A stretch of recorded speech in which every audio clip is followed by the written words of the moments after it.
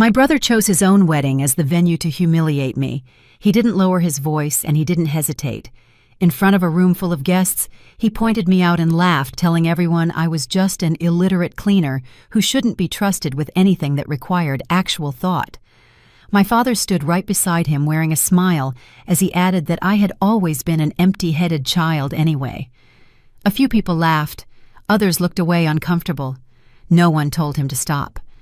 I stood there in a plain dress, hands folded tightly in front of me, occupying the exact space my family had decided I belonged on the periphery of the room, easy to ignore, and even easier to mock. The music continued to play. Glasses clinked in celebration. The ceremony moved forward as if nothing had happened. That was the part that cut the deepest. Not the words themselves, but how normal the cruelty seemed to all of them. This story is fictionalized for dramatic effect. What happened next didn't begin with me speaking at all. It started when someone else finally looked my way. The wedding planner guided the guests toward the main hall, and I watched my brother shake hands with men in expensive suits, his smile wider than I had ever seen it. Daniel had always known how to work a room. He had inherited that from our father. The charm, the effortless confidence, the ability to make every person feel like they were the center of his world. At least everyone except me. I found a corner near the back of the hall where the light was dim and the noise of conversation was muffled. A server passed by with a tray of champagne flutes, and I took one just to have something to hold. The bubbles rose to the surface and vanished one by one, much like the words I had swallowed over the years. The guests around me chatted about the venue, the floral arrangements, and the impressive guest list. I caught fragments of talk about Daniel's new business venture, the investors he had courted, and the future he was building for himself. No one asked me a single question. No one even looked in my direction long enough to wonder who I was. That was by design. I had received the wedding invitation 3 months earlier at my small apartment in Philadelphia. There was no personal note tucked inside, no follow-up phone call, no message asking if I needed help with travel. It was just a formal card with gold lettering and a date circled in my calendar like a prison sentence I was forced to serve. My father called me 2 days after the invitation arrived. His voice was clipped and efficient, the tone he reserved exclusively for me. He told me it would look strange if I didn't attend. He said people would ask questions. He said I should come stay quiet and not make things difficult for Daniel on his special day. I asked him what he meant by difficult. "You know exactly what I mean," he said. The conversation lasted less than 5 minutes. Daniel called me once a week before the wedding. He didn't ask how I was doing or if I was looking forward to the event. He simply told me there would be important people at the reception, investors, partners, potential clients. He said the wedding was as much about business as it was about love. Then he paused and added that I should probably dress simply. Nothing that would draw too much attention. Nothing that would prompt people to ask questions about what I did for a living. I told him I understood. He said good and hung up. I had been working as a cleaner for the past 4 years. Not the kind of cleaner my family imagined when they used the word like a slur, not someone scrubbing toilets in gas stations or mopping fast food floors. I worked for a high-end service that contracted with luxury hotels and corporate headquarters. I held certifications. I had regular clients who requested me by name. I earned a decent living, paid my rent on time, and had health insurance for the first time in my adult life. But none of that mattered to my family. To them, I was still the daughter who had failed to live up to expectations, the one who had dropped out of college after 2 years, the one who had taken jobs they considered beneath our family's dignity. It was the cautionary tale Daniel could point to whenever he wanted to feel better about his own choices. I watched him now standing at the center of the reception hall with his new wife Claire by his side. She was beautiful in the way that expensive things are beautiful, polished, precise, and perfectly arranged. Her dress likely cost more than I earned in 6 months. Her smile never wavered, even when she caught my eye from across the room and quickly looked away. I had met Claire only twice before the wedding. Both times, she had been polite in the way people are polite to service workers, distant, efficient, and careful not to establish any connection that might complicate things later. She knew what Daniel had told her about me. She had already made her decision about who I was. The ceremony had been brief and elegant. Daniel and Claire exchanged vows before a minister who spoke of partnership, commitment, and building a life together. I sat in the back row, far from the family section, watching my father beam with pride at his son. At one point, he turned to the guests near him and said something that made them laugh. I couldn't hear the words, but I saw the way he gestured toward Daniel, his chest swelling with satisfaction. He had never looked at me that way, not once. After the ceremony, the guests filed into the reception hall for cocktails. I found my corner and stayed there watching the room arrange itself into familiar hierarchies. The important people gravitated toward the center where Daniel and Claire held court. The less important guests orbited around them like satellites, hoping to catch a momentary flicker of attention. And people like me, people who didn't fit neatly into any category, found the edges and made ourselves small. That was when Daniel made his speech. He had been drinking champagne loosened by the alcohol and the adoration of his guests. Someone asked him to say a few words, and he obliged without hesitation. He talked about his journey, his successes, and his vision for the future. He spoke of the values our father had instilled in him: hard work, discipline, and the importance of making the right choices. Then he pointed at me. He said my name like it was a punchline. He said I was proof of what happened when someone didn't take life seriously. He said I had always been the dreamer in the family, the one with my head in the clouds, the one who couldn't be trusted with anything that required actual thinking. He called me an illiterate cleaner and laughed, and a few of the guests laughed along with him. My father nodded and added his own commentary. He called me an empty-headed child, the one they had always worried about, the one who had never quite figured out how to succeed. He said it with the tone of someone sharing a mildly embarrassing family anecdote, not overtly cruel, just honest, merely stating facts that everyone already knew. I stood there with my champagne flute and felt the room shrink around me. I felt the eyes that flickered in my direction and then quickly darted away. I felt the silence of all the people who heard what was said and chose to say nothing. And then I felt something else, a different kind of attention. I looked up and saw a man standing near the front of the room. He was older, distinguished, with silver hair, and the kind of quiet authority that made people step aside without being asked. He wasn't laughing. He wasn't looking away. He was looking directly at me, his expression unreadable, his eyes steady and focused. I didn't know his name yet. I didn't know why he was watching me. But I recognized the quality of his attention. It felt different from everyone else's. It seemed to be asking a question rather than delivering a judgment. The music started up again. The conversation resumed. Daniel moved on to his next toast, his next handshake, his next performance. But the man kept looking at me, and for the first time that night, I didn't look away. The morning of the wedding, I woke up early and stayed still, staring at the ceiling longer than necessary. The hotel room was modest. I had paid for it myself. I chose this place specifically because it was 3 miles away, far enough that no one in my family would expect me to be available for last-minute errands or family photographs. My phone rang at 7:30. I didn't need to check the screen. My father's voice was calm and careful, the tone he used when he wanted obedience without asking for it directly. After a brief greeting, he reminded me to be appropriate. He said there would be guests who didn't know our family's situation. He said it would be best if I didn't give anyone a reason to ask questions. I asked him what questions he meant. "You know exactly what I mean," he said. "Keep a low profile. Let Daniel have his day. This is important for the family, Hannah. Think about that." The call ended in under 3 minutes, but the message was familiar. I was not a daughter to be supported. I was a liability to be contained. Daniel called 20 minutes later. His voice carried the effortless charm of someone who had never doubted his place in the world. He said he was glad I was coming, but the warmth was purely professional. He reminded me the wedding wasn't just a celebration, it was an opportunity, business. He mentioned investors and partners, people who mattered. He suggested I be a quieter version of myself and advised me not to talk about work. "People might not understand why someone from our family would choose to do what you do," he said.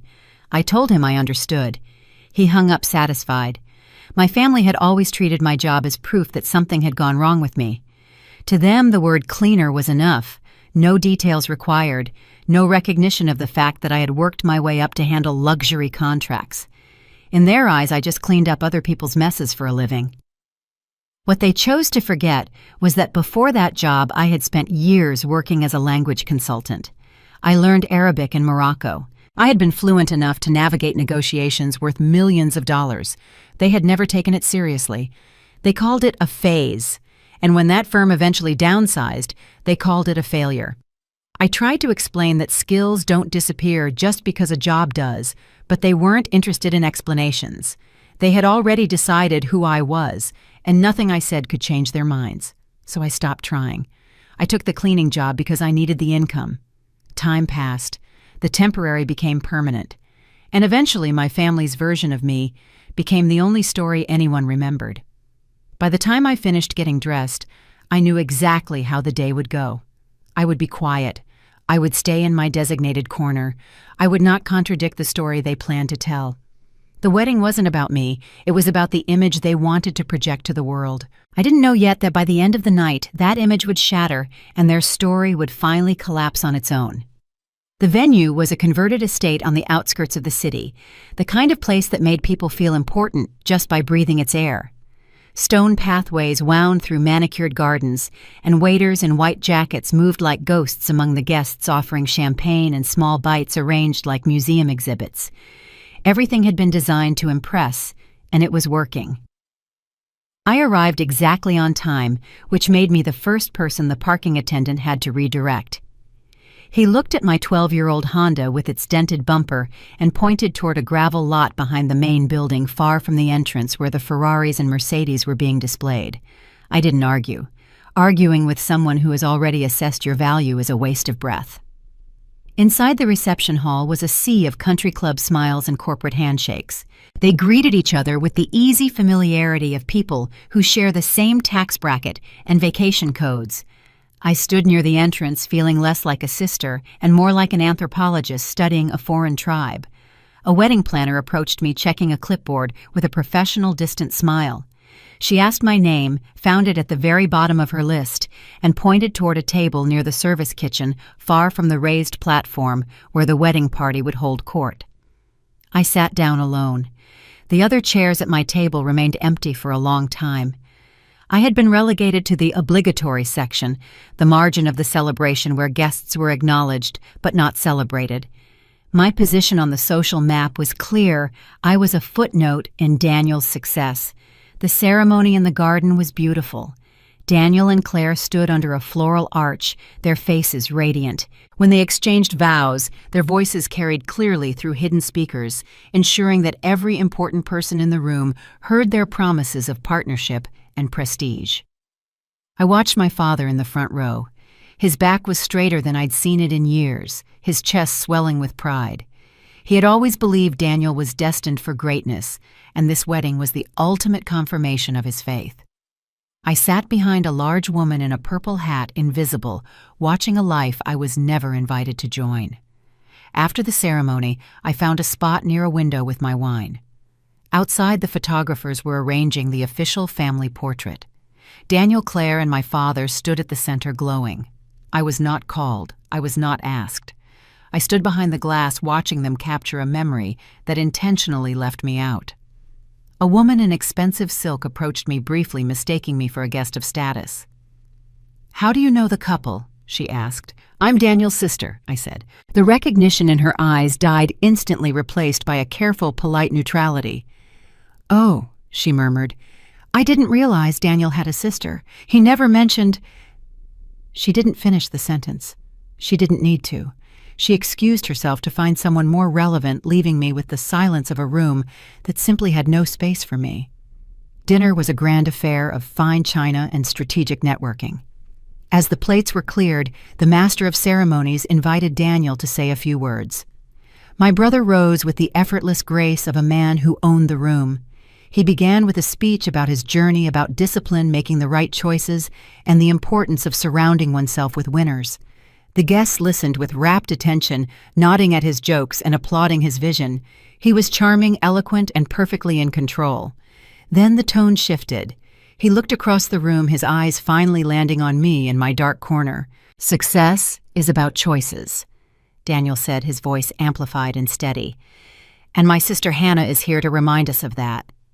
We love her, but she's always been the cautionary tale of the family, the dreamer, who never quite figured out how to function in the real world." The room grew quiet. He didn't need to shout. The silence made his next words feel like a gavel hitting a block. "She ended up exactly where her choices led her, an illiterate cleaner. Someone who handles the messes, so people like us don't have to."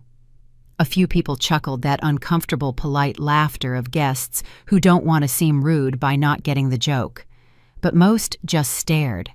The word cleaner hung in the air like a stain on the white tablecloths. My father stood up then, placing a hand on Daniel's shoulder. He didn't look at me. He looked at the crowd. "Daniel is right," he added, his voice thin but firm. "She's always been an empty-headed child. We tried to help her, but some people simply can't be saved from themselves." The verdict was in. It was a public declaration of my worthlessness delivered by the two people who were supposed to know me best. They hadn't just insulted me.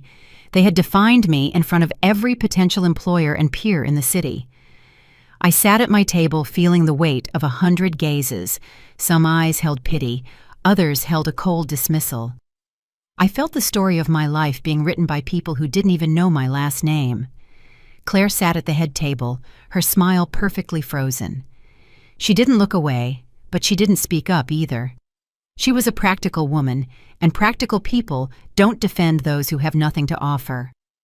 Daniel raised his glass for a final toast, and the room dutifully followed. The clinking of crystal sounded like a closing door. I stayed in my seat, shrinking into myself, waiting for the moment to pass so I could disappear forever. But through the crowd, I felt a different kind of gaze. I looked up and saw the man with the silver hair. He was standing near the front, close enough to have heard every word. He wasn't laughing. He wasn't nodding.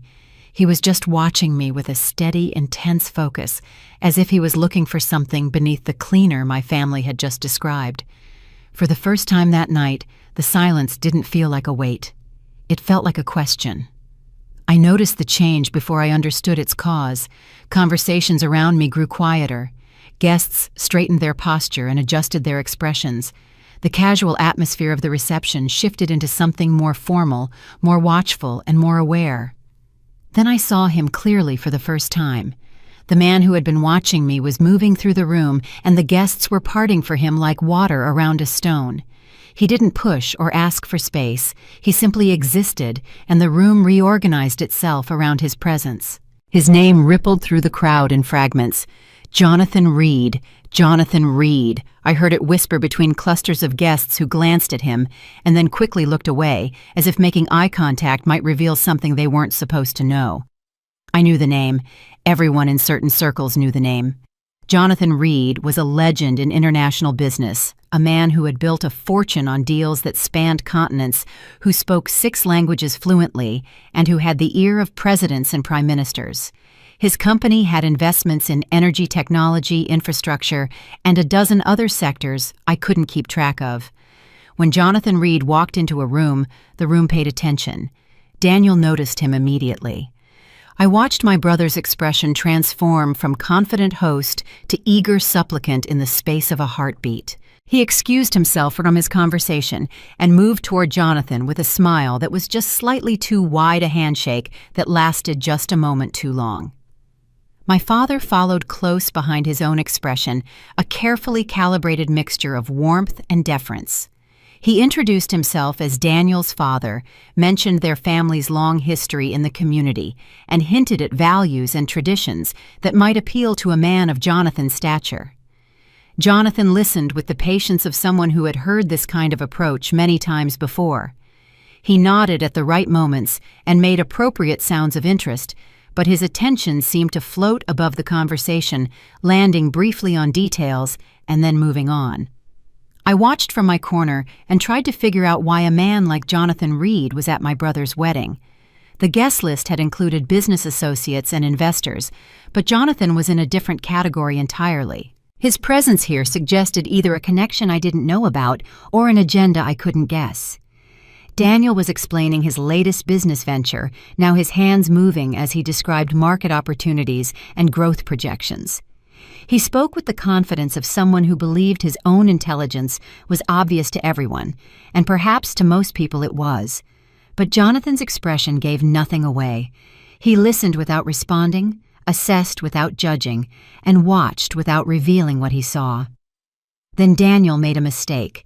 He was trying to establish rapport, to create a connection that would make Jonathan see him as more than just another ambitious young man with a business plan. He started talking about family, about traditions, about values, and about the different paths people took in life. He gestured across the room toward my table and laughed. "That's my sister over there," he said. "The cleaner.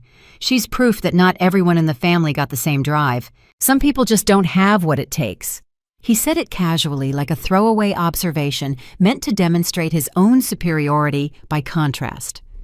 He expected Jonathan to laugh along, to nod in understanding, and to share the assumption that people who cleaned for a living were inherently less valuable than people who made deals. Jonathan didn't laugh. His expression didn't change at all. He simply looked at Daniel for a long moment, then turned his gaze toward me. Not with curiosity or pity or judgment, just attention. Pure, focused attention that seemed to take in everything about me in a single glance. I felt exposed under that gaze. I felt seen in a way I hadn't been seen all evening, as if someone had finally noticed that the character my family had created didn't match the person actually sitting at the table. Daniel kept talking, trying to fill the silence his joke had created. He shifted to another topic, mentioned a partnership he was hoping to develop, and asked if Jonathan might be interested in discussing opportunities.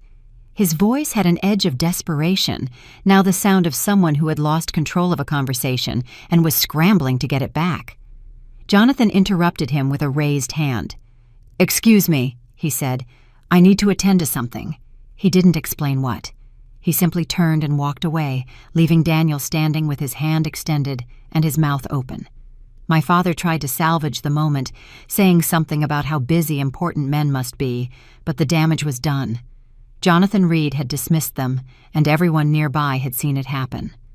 I watched Jonathan move through the room, greeting guests with brief nods and shorter conversations. He seemed to be making his way around the perimeter of the hall, and I realized with a start that his path was bringing him closer to my table. He stopped a few feet away and turned to face me. For a moment, neither of us spoke. The noise of the reception continued around us, but it felt distant, muffled, as if we were standing in a bubble of silence that separated us from everyone else. His eyes were sharp and intelligent, the eyes of someone who had made difficult decisions and lived with their consequences. But there was something else in them too, something that looked almost like recognition. "Do I know you?" he asked. His voice was quiet, almost conversational, but it carried the weight of genuine curiosity. "I don't think so," I said. He studied my face for another moment, then nodded slowly. "Perhaps not," he said. "But you seem familiar somehow." He didn't elaborate. He didn't explain what about me seemed familiar or what memory he was trying to access. He simply stood there watching me with that steady, assessing gaze, as if waiting for something to click into place. Then Thomas appeared at his side, a younger man in an expensive suit, who seemed to serve as Jonathan's assistant or advisor. He murmured something in Jonathan's ear, and Jonathan nodded without taking his eyes off me. "We should talk later," Jonathan said, "if you have time." Then he turned and walked away, leaving me sitting alone at my table with my heart beating faster than it had all evening. I didn't know what had just happened. I didn't know why Jonathan Reed wanted to talk to me or what he thought he recognized when he looked at my face. But I knew something had shifted. The story my family had been telling about me was the only story anyone had heard all night. Daniel's speech had established the narrative, and my father's comments had confirmed it. I was the illiterate cleaner, the empty-headed child, the cautionary tale. But Jonathan Reed hadn't accepted that story. He had looked at me and seen something else, something that didn't fit the character my family had created. And now he wanted to talk. I sat at my table and watched the reception continue around me. Daniel was trying to recover from his dismissal by Jonathan working the room with renewed energy and reasserting his position at the center of attention. My father had retreated to a group of older men who seemed sympathetic to his concerns about the younger generation. They didn't notice me anymore. They had delivered their verdict and moved on. But someone else was paying attention now, and that made all the difference. The evening had shifted into its later phase. Dessert had been served and cleared away, and the guests had broken into smaller groups scattered throughout the reception hall.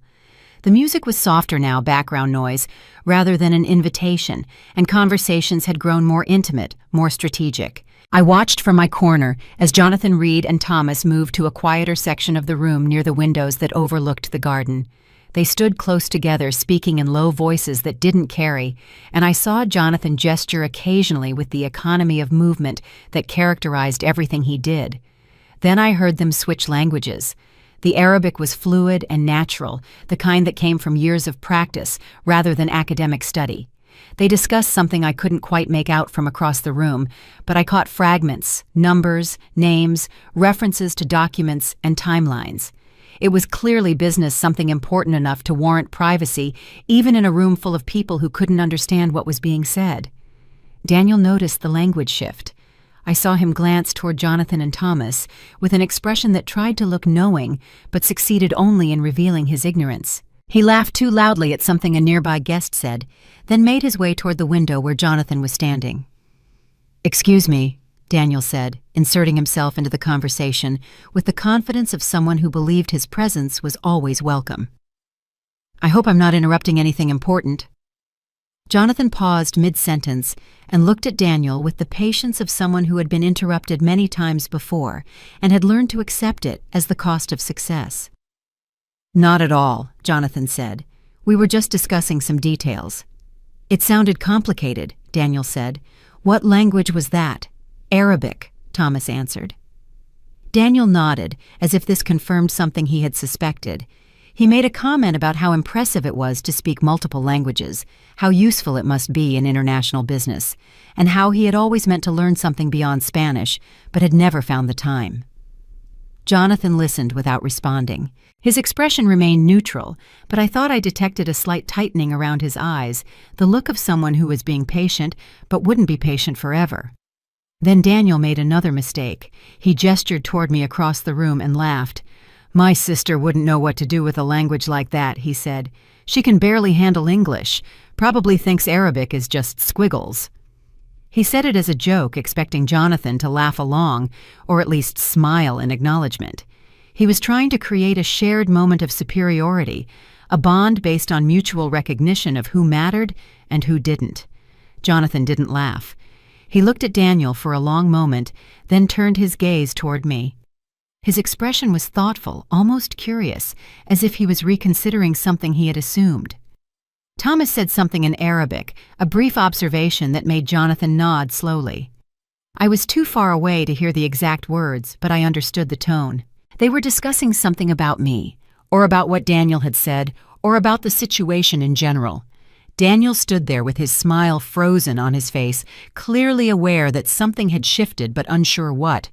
He made another attempt at conversation, mentioning a project he was working on, and suggesting that Jonathan might be interested in hearing more about the opportunities in his sector. Jonathan held up a hand. "Another time, perhaps," he said. "We have some things to discuss." He turned back to Thomas and resumed speaking in Arabic, effectively dismissing Daniel from the conversation. Daniel stood there for a moment longer, his smile fading, then retreated to find my father and share his confusion about what had just happened. I watched from across the room and felt something I hadn't felt all evening: hope.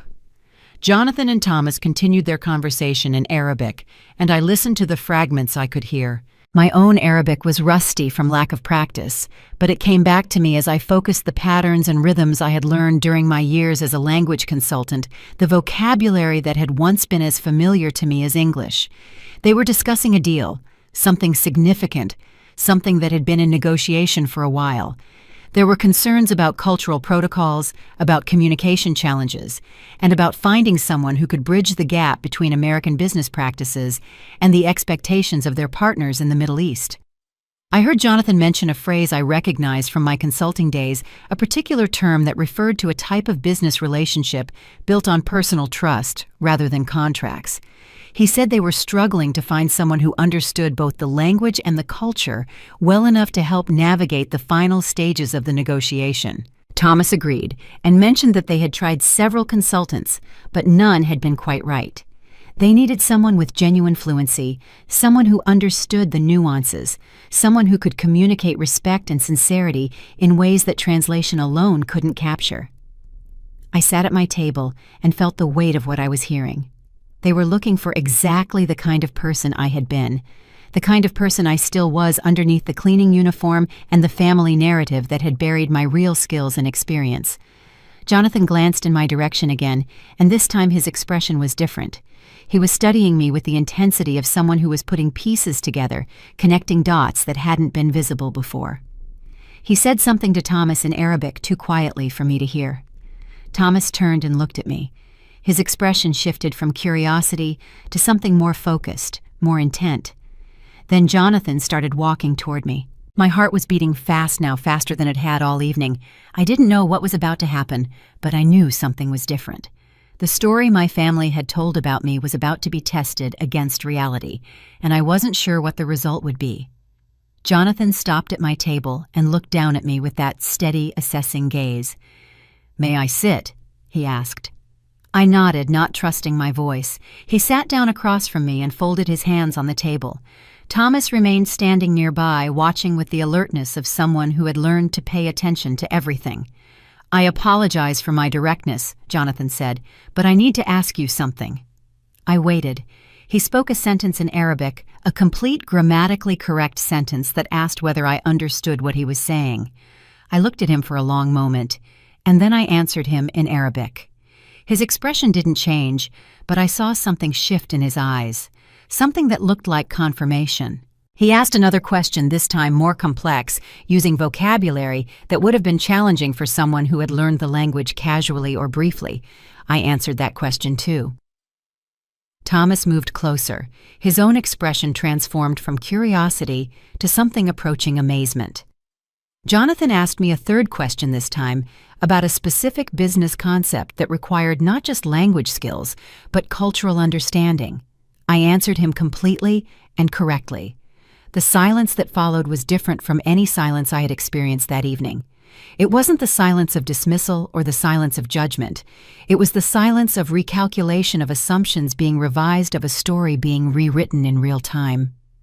Jonathan leaned back in his chair and looked at me with new eyes. "How long have you been fluent?" he asked. "Almost 15 years, I said. He nodded slowly as if this confirmed something he had suspected. "And you work as a cleaner now?" I looked at him directly and felt for the first time that evening that I didn't need to defend myself or explain my choices. "Yes," I said. "I do." Jonathan studied me for another long moment, then turned to Thomas and said something in Arabic that I understood completely. He said, "I think we may have found exactly what we were looking for." The change in the room was subtle but unmistakable. Conversations near our table had grown quieter, and I noticed guests glancing in our direction with expressions of curiosity and speculation.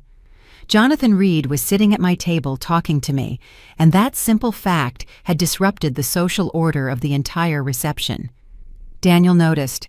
I saw him across the room, his attention pulled away from whatever conversation he had been having, his eyes fixed on the scene at my table. He started moving toward us, weaving through the crowd, with the determined expression of someone who sensed something had gone wrong and needed to fix it.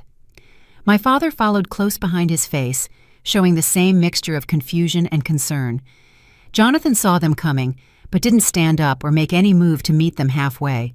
He continued sitting across from me, his posture relaxed, his attention undivided. "Jonathan," Daniel said as he reached our table. His voice was bright, perhaps too bright. "I see you've met my sister." Jonathan nodded without looking at him. "We've been having an interesting conversation." Daniel's smile faltered slightly. He glanced at me with an expression I couldn't quite read, suspicion perhaps, or worry that I had said something embarrassing. "I hope she hasn't been boring you with stories," Daniel said. Hannah doesn't always understand when people are being polite. Jonathan turned his gaze toward Daniel, and the temperature around our table seemed to drop several degrees. On the contrary, Jonathan said, your sister has been remarkably informative. Daniel's smile disappeared entirely. He looked at me again, his expression now openly confused, trying to figure out what I could possibly have told Jonathan Reed that would merit the word informative. My father stepped forward, placing a hand on Daniel's shoulder in the gesture of paternal support I had seen so many times before. Jonathan, he said, I hope there hasn't been any misunderstanding. Hannah means well, but she doesn't always express herself clearly. If she said anything confusing— Jonathan held up a hand and my father stopped mid-sentence. There's no misunderstanding, Jonathan said. In fact, I think things are becoming quite clear. He turned to Thomas, who had been standing nearby throughout this exchange, and said something in Arabic. The words were spoken at normal volume, clearly audible to everyone at the table, but they might as well have been code. Daniel and my father stood there with blank expressions, understanding nothing. I understood everything. Jonathan had asked Thomas to confirm a detail about the negotiation they had been discussing earlier, a specific cultural protocol that was causing difficulty with their partners. Thomas answered with a brief explanation of the problem, and Jonathan nodded thoughtfully. Then he turned to me and asked a question in Arabic. The question was technical, specific, the kind of thing only someone with genuine expertise would know how to answer. It concerned the appropriate way to address a concern that had been raised by the other party in the negotiation, a matter of honor and respect that couldn't be resolved through standard business channels. I answered him in Arabic. My answer was detailed and precise. I explained the cultural context behind the concern, suggested a framework for addressing it that would satisfy both parties, and referenced similar situations I had helped navigate during my years as a consultant. The silence that followed was profound. Daniel and my father stood frozen, their expressions showing the dawning realization that something was happening they didn't understand. They had heard me speaking, had seen Jonathan and Thomas nodding along, but the words themselves were meaningless to them. Jonathan turned to face Daniel. Your sister, he said, speaks fluent Arabic. Daniel blinked. What? Fluent Arabic? Jonathan repeated. Better than many of the consultants we've worked with over the years, and she has expertise in exactly the kind of cultural negotiation we've been struggling to find help with. Daniel looked at me as if seeing me for the first time. That's impossible, he said. Hannah doesn't speak Arabic. She's a cleaner. Jonathan's expression didn't change, but something in his eyes hardened. Those two things, he said, are not mutually exclusive. My father stepped forward again, his face showing the strain of trying to reconcile what he was hearing with what he believed he knew about me. There must be some mistake, he said. Hannah doesn't have those kinds of skills. She dropped out of college. She never finished anything she started. He stopped himself, perhaps realizing how his words sounded in the presence of someone like Jonathan Reed. Jonathan stood up from the table. He moved slowly, deliberately, with the controlled grace of someone who knew that every gesture carried weight. He looked at Daniel, then at my father, then at me. I've built my career on recognizing potential that others overlook, he said, and on being willing to challenge assumptions that most people take for granted. He turned to Thomas and nodded. We should discuss this further, he said to me, but not here, not tonight. He reached into his jacket pocket and withdrew a business card which he placed on the table in front of me. Call my office tomorrow, he said. We have a project that requires someone with your particular combination of skills, if you're interested. I picked up the card and looked at it. The name Jonathan Reed was printed in simple black letters with a phone number and nothing else. I'm interested, I said. Jonathan nodded. I thought you might be. He turned and walked away from the table, Thomas following close behind. They moved through the crowd with the same easy authority they had shown all evening, and the guests parted for them automatically, instinctively recognizing power when they saw it. Daniel and my father stood at my table, staring at me with expressions that mixed shock, confusion, and something that might have been the first stirrings of understanding. I didn't explain anything to them. I didn't try to fill the silence with words they wouldn't have believed anyway. I simply sat there with Jonathan Reed's business card in my hand and waited for them to figure out what had just happened. Daniel spoke first. "You speak Arabic," he said. "Since when?" I looked at him evenly. "Since before you started telling everyone I was illiterate," I said. The words landed like stones dropped into still water. I saw the ripples spread across Daniel's face, the realization that his narrative about me had been fundamentally wrong, that he had humiliated me in front of a room full of people based on assumptions that had just been proven false. My father's expression was harder to read. He stared at me as if I had transformed into someone else entirely, as if the daughter he thought he knew had been replaced by a stranger wearing her face. "Why didn't you say anything?" he asked.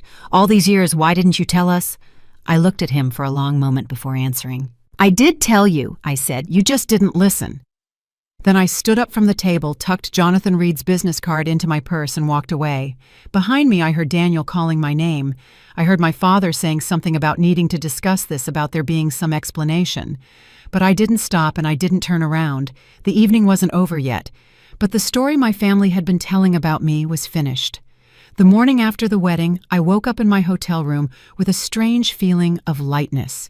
The heaviness that had pressed down on me for years, the weight of my family's expectations and disappointments seemed to have lifted somehow. Not entirely, not completely, but enough that I could breathe more easily. Jonathan Reed's business card sat on the nightstand where I had placed it the night before. I looked at it for a long moment, still not quite believing what had happened.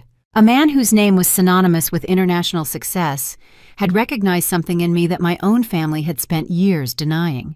He had offered me an opportunity that could change everything. I got dressed and went down to the hotel restaurant for breakfast. The room was nearly empty at this early hour, and I found a table by the window where I could watch the parking lot and think about what came next. My phone buzzed with a text message from my father. He wanted to talk. He said it was important. I stared at the message for a while without responding. I wasn't sure what there was to say. The events of last night had revealed a truth that my family had worked hard to bury, and I didn't know how they would handle that revelation. Would they apologize? Would they try to explain away what had happened? Would they pretend nothing had changed? A second message arrived from Daniel. He was more direct. He said we needed to discuss what had happened with Jonathan Reed. He said there might have been some misunderstanding that could affect his business relationships. I put down my phone and finished my breakfast.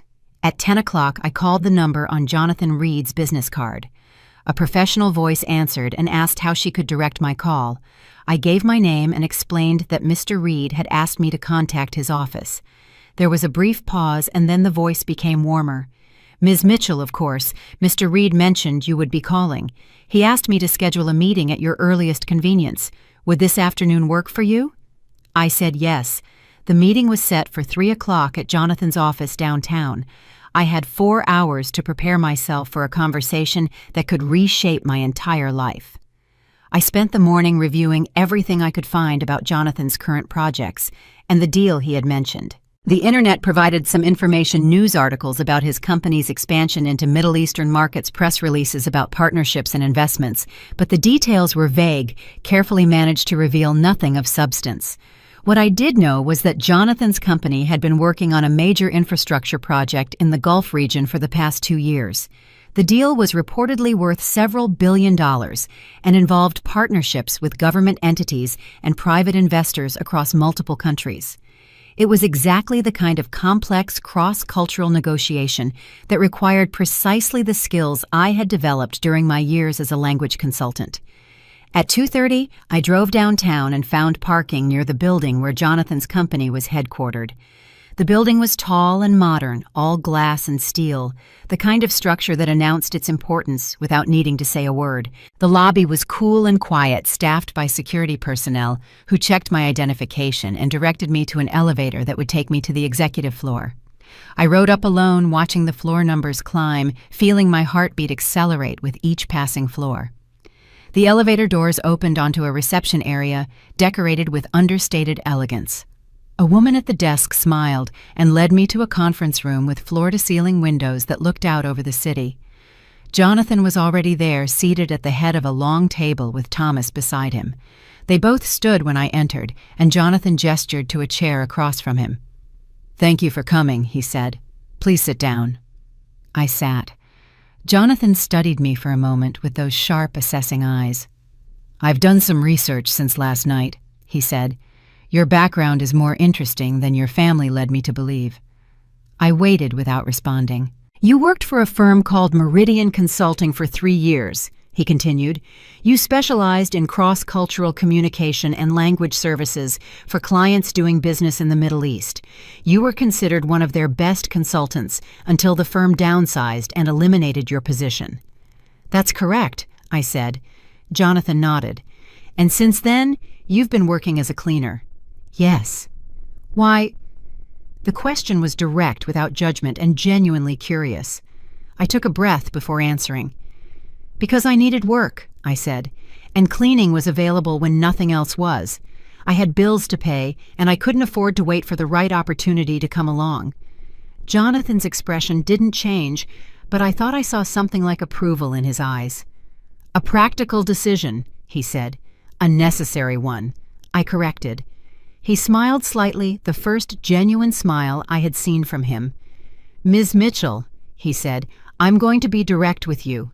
We have a problem, and I believe you might be the solution." He explained the situation in detail. The infrastructure project he was working on had reached a critical stage. The partners in the Gulf were becoming concerned about certain aspects of the agreement, not the financial terms, but the cultural implications. They felt that the American team didn't fully understand their values, their traditions, and their way of doing business. "What they want," Jonathan said, "is someone who can speak to them in their own language, literally and figuratively. Someone who understands that business in their world is built on personal relationships, not just contracts." He looked at me directly. "They want someone they can trust," he said. "And trust in their culture is earned through respect, through understanding, and through demonstrating that you value what they value." I nodded slowly, beginning to understand where this was going. "You want me to serve as a cultural liaison," I said. "I want you to do more than that," Jonathan said. "I want you to help us close this deal. The language component is important, but it's not the most important thing. What matters is whether you can help us build the kind of relationship that makes a multi-billion-dollar partnership possible." He leaned forward slightly. "I've seen your work from your Meridian days," he said. "I've spoken to some of your former colleagues. They speak very highly of you." He paused. "So the question is simple," he said. "Are you interested?" I looked at him across the table and felt something shift inside me. For years, I had accepted the story my family told about me, the failure, the disappointment, the cautionary tale. I had buried my skills and my experience under a cleaning uniform and tried to forget who I had been. But that person was still inside me. She had been waiting all this time for someone to see her. "Yes," I said. "I'm interested." Jonathan smiled again and extended his hand. "Welcome to the team, Ms. Mitchell," he said. "I have a feeling this is going to be the beginning of something remarkable." I shook his hand and felt for the first time in years like I was exactly where I was supposed to be. 3 weeks after my meeting with Jonathan Reed, I stood in a conference room in Dubai, looking out at a skyline that seemed to reach toward the stars. The buildings glittered in the afternoon sun, monuments to ambition and possibility. I felt impossibly far from the wedding reception where my family had declared me worthless. The negotiations had been intense. For days I had worked alongside Jonathan and Thomas, navigating the delicate cultural protocols that determined whether the deal would succeed or fail. My role was exactly what Jonathan had described, bridging the gap between American business practices and the expectations of our partners. I wasn't just translating words, I was translating intent. The partners had been skeptical at first. They were used to consultants who spoke textbook Arabic, but lacked the deeper understanding of honor and relationship. Everything shifted during our second day of meetings. Ahmad, the senior partner, asked about our commitment to a long-term partnership. It was a test. He wanted to know if we saw this as a transaction or a relationship. I answered him in fluid Arabic, using phrases that demonstrated a genuine respect for his values. I spoke about trust built over time and the honor of working with partners whose reputation matched their ambitions. Ahmad listened in silence. When he turned back to me, his face had transformed. "You understand," he said in English. "You truly understand." "I do," I replied. "And so does Mr. Reed. That's why he brought me here." By the end of the week, we had an agreement in principle. That night, Jonathan hosted a dinner at an exclusive rooftop restaurant. He raised a glass of sparkling water and proposed a toast. To Hannah Mitchell, who has proven once again that the most valuable people are often the ones others overlook. I felt my face warm as the team raised their glasses. Later, Jonathan leaned back, watching me with that familiar steady gaze. "I have a confession," he said. "When I first saw you at that wedding, I knew you belonged somewhere else entirely. There was something about you that didn't fit the story your brother was telling." He leaned forward, his voice dropping an octave. "Your family made a mistake. They saw what they expected to see, and they never bothered to check if their story was true. But stories only have power as long as people believe them. Once you stop believing, the whole narrative falls apart." I thought about my brother standing at his wedding reception, pointing at me and laughing, my father nodding along as if every word were true, and the guests who accepted their version of me without question, and then I looked at where I was now. The story had fallen apart, and in its place, a new one was being written. I returned to the United States a week later, stepping off the plane with a signed contract and a new position as Jonathan Reed's Senior Cultural Liaison. The title came with a salary that was more than I had earned in the previous 5 years combined, along with travel opportunities and professional responsibilities that matched my actual capabilities. The news traveled fast.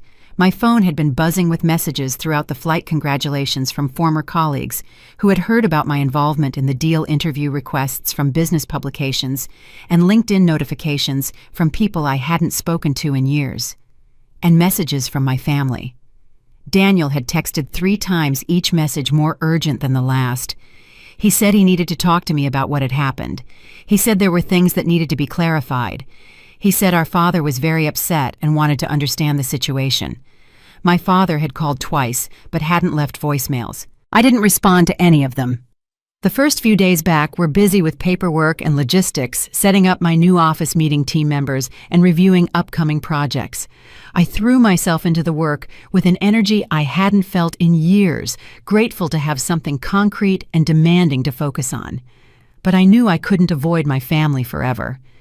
And on the 4th day back, I received a text from my father that was different from the others. "I need to see you," it said. "Please." I stared at the message for a long time before answering. "Fine, tomorrow afternoon." The meeting was at my father's house, the same house where I had grown up, where Daniel and I had played in the backyard, and where our mother had cooked dinner every night until cancer took her when I was 15. I hadn't been back in almost 2 years, and pulling into the driveway felt like traveling backward in time. My father answered the door. He looked older than I remembered, smaller somehow, as if the past few weeks had taken something out of him. "Thank you for coming," he said. Daniel was in the living room, sitting on the couch where we had watched television together as children. He stood up when I entered, but he didn't move toward me or try to embrace me. "Hannah," he said. "Daniel," I said. We stood there in awkward silence, 3 people who shared blood but not understanding. My father gestured toward a chair. "Please," he said. "Sit down." I sat. The conversation that followed was painful in ways I had expected and in ways I hadn't. My father began by saying he didn't understand what had happened at the wedding. Not my humiliation, which he still seemed to view as minor, but Jonathan Reed's interest in me. He asked how I had fooled such an important man into thinking I was qualified for a job that was clearly beyond my abilities. "I didn't fool anyone," I said. "I have the qualifications. I've always had them." Daniel shook his head. "That's impossible," he said.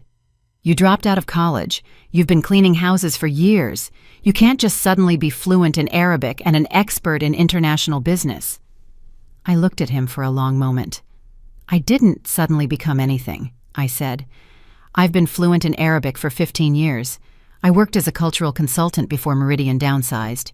You knew about all of this, but you chose to forget it because it didn't fit the story you wanted to tell. Daniel's face flushed. "That's not fair," he said. "You never told us." "I told you constantly," I interrupted. "You just didn't listen. Every time I mentioned my work at Meridian, you changed the subject. Every time I tried to explain what I actually did, you made jokes about me not being practical. You didn't forget. You chose not to know." The room was silent. My father spoke next, his voice quieter than before. "Why didn't you say something at the wedding?" he asked. "When Daniel made those comments, why didn't you correct him?" I looked at my father with an expression that mixed sadness and something harder. "Because I've spent my entire life trying to correct you," I said, "and it never worked. You decided who I was when I was a child, and nothing I've done since then has changed your mind. So I stopped trying." I stood up. "The difference now," I said, "is that someone else finally saw me for who I really am, someone who actually matters in the world you care about, and now you can't pretend anymore." Daniel stood up too. "Hannah, wait," he said. "We need to talk about this." "There's nothing to talk about," I said. "You made your feelings clear at your wedding in front of everyone. You called me illiterate. You called me an embarrassment. You used me as a prop to make yourself look better." I moved toward the door. "I'm not angry anymore," I said. "I was for a long time, but I'm not now. I just don't have anything left to prove to you." Daniel followed me. "What about Jonathan Reed?" he asked. "What did you tell him about me?" I turned to face him. "I didn't tell him anything," I said. "You did that yourself at the wedding. He was watching when you humiliated me. He heard every word." Daniel's face went pale. "He saw you treat me like I was worthless," I said.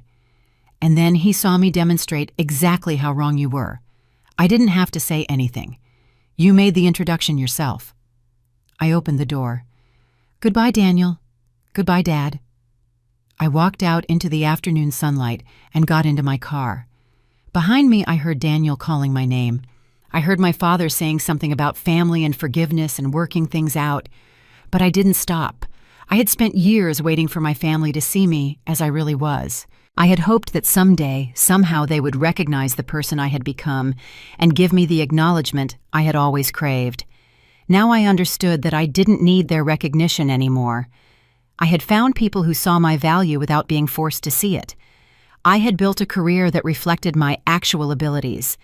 I had proven to myself and to the world that the story my family told about me was fiction.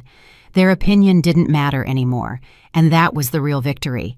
Not the job, not the money, not even Jonathan Reed's respect. The victory was finally being free. The months that followed were the most fulfilling of my professional life. I traveled to 4 countries on 3 continents, working on projects that utilized every skill I had developed over the years. I built relationships with partners who respected my expertise and sought my counsel. I earned promotions and recognition that I had once thought impossible. And I heard through various channels about the consequences my family was facing. Daniel's business had hit a rough patch. Not a catastrophic failure, but a series of setbacks that damaged his reputation and cost him opportunities he had counted on. Some of it was bad luck, the kind of random misfortune that affects everyone eventually. But some of it I learned was connected to what had happened at his wedding.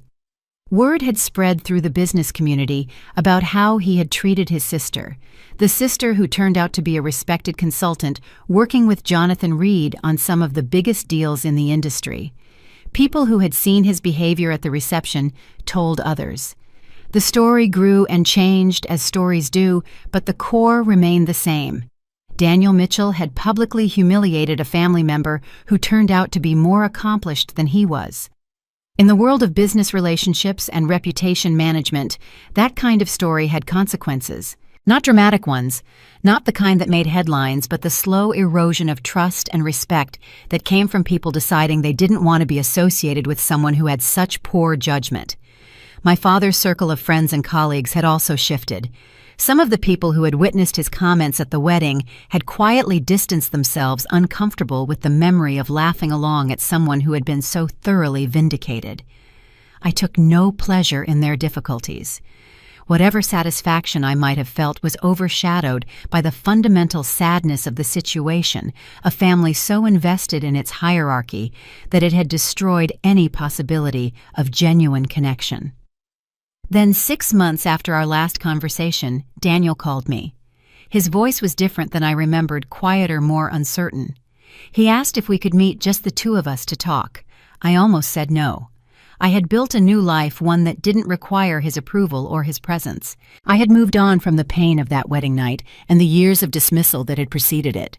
But something in his voice made me hesitate. "Fine," I said. "One meeting." We met at a coffee shop in a neighborhood neither of us lived in, a neutral territory where we could talk without the weight of family history pressing down on us. Daniel looked older than he had at the wedding. Thinner, more tired, with lines around his eyes that hadn't been there before. He ordered coffee and then sat across from me in silence for a long moment. "I don't know where to start," he said finally. "Then just start," I said. He took a breath. "I've been thinking about the wedding," he said. "About what I said. About what Dad said." He looked down at his coffee. "I told myself it was just a joke," he said. "That you knew I didn't really mean it. That everyone understood it was just family teasing." He shook his head. "But it wasn't," he said. "I meant every word. I believed it. I believed you were exactly what I said. You were a failure who had wasted her potential." He looked up at me. "And I was wrong," he said. "Completely wrong. About you, about your abilities, about everything." I listened without responding. "The thing is, Daniel," I continued, "I don't know why I believed those things. You told me about your work at Meridian. You told me about your language skills. You tried to explain what you actually did, but somehow in my mind it never registered. I kept seeing you as the kid sister who couldn't keep up, who needed to be guided, who had failed where I had succeeded." He paused. "I think I needed to see you that way," he said. "I think I needed someone to be less successful than me so I could feel better about my own life." I took a sip of my coffee and considered his words. "That's probably true," I said. Daniel flinched slightly, as if he had hoped I would contradict him. "I'm sorry," he said. "I know that probably doesn't mean much after everything that happened, but I am. I'm sorry for what I said at the wedding. I'm sorry for the way I've treated you for years. I'm sorry for not seeing you as you really are." I looked at him across the table, my brother, the golden child, the one who had always been praised and favored and celebrated. He looked lost now, uncertain, like someone who had woken up to find that the map he had been following didn't match the territory. "I appreciate you saying that," I said, "and I believe you mean it, at least right now." Daniel nodded. "But I have to be honest with you," I continued. "I don't know if this changes anything between us. You spent years building a story about who I was, and you told that story to everyone who would listen. Some of those people still believe it. Some of them always will." I set down my coffee cup. "And even if they didn't," I said, "I'm not sure I want the kind of relationship where I have to constantly prove my worth to be treated with basic respect. I did that for too long already." Daniel's expression was painful, but he didn't argue. "So, where does that leave us?" he asked. "I don't know," I said honestly. "Maybe we start over slowly and see what happens. Maybe we stay polite strangers who share a last name. Maybe something in between." I stood up. "But I can tell you one thing," I said. "I'm not going back to being the person you thought I was. That version of me never existed except in your imagination, and I'm done pretending otherwise." Daniel stood up too. "I understand," he said. "And for what it's worth, I hope we can find our way to something better." I nodded. "Maybe we can," I said. "Maybe." I left the coffee shop and walked out into the sunshine. The conversation hadn't resolved anything definitively, but it had shifted something between us. Whether that shift would lead to reconciliation or simply to a more honest distance, I couldn't say. What I could say was that I had spoken my truth clearly and without apology. I had set boundaries that I would maintain, and I had refused to pretend that the past could be erased with a single conversation. That was enough. For now, that was enough. The morning light filtered through the windows of my apartment, casting long shadows across the floor. I had been awake for hours, sitting in the comfortable chair by the window, watching the city come alive below me. It had been a year since my brother's wedding, a year since I had stood in that reception hall and felt the weight of my family's judgment pressing down on me. Everything had changed since then, and yet, in the ways that mattered most, I was still the same person I had always been.